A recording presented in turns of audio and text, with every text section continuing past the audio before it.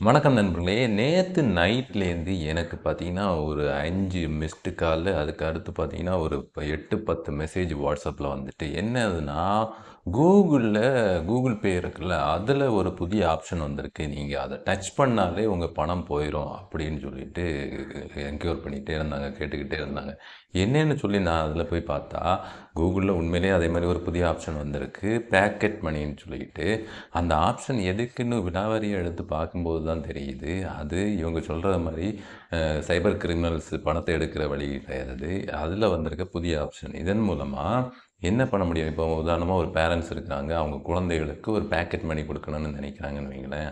அப்போது அவங்க இந்த ஆப்ஷனை தேர்வு பண்ணி அதில் ஒரு 15,000 வரை ஆட் பண்ணலாம். அதில் ஒரு ரூ. 1000 ஆட் பண்ணுறாங்கன்னு வைங்களேன்.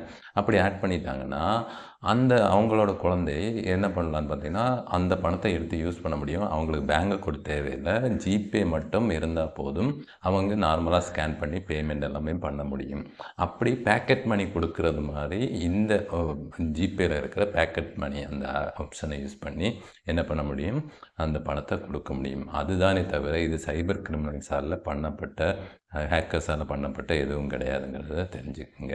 இந்த ஆப்ஷன் தான் பார்க்குறதுக்கு ஒரு ஹார்ட் சிம்பல் மாரியும் 2 கை ஹேண்ட் ஷேக் பண்ணுற மாரியும் இருக்குங்கிறத தெரிஞ்சுக்கங்க.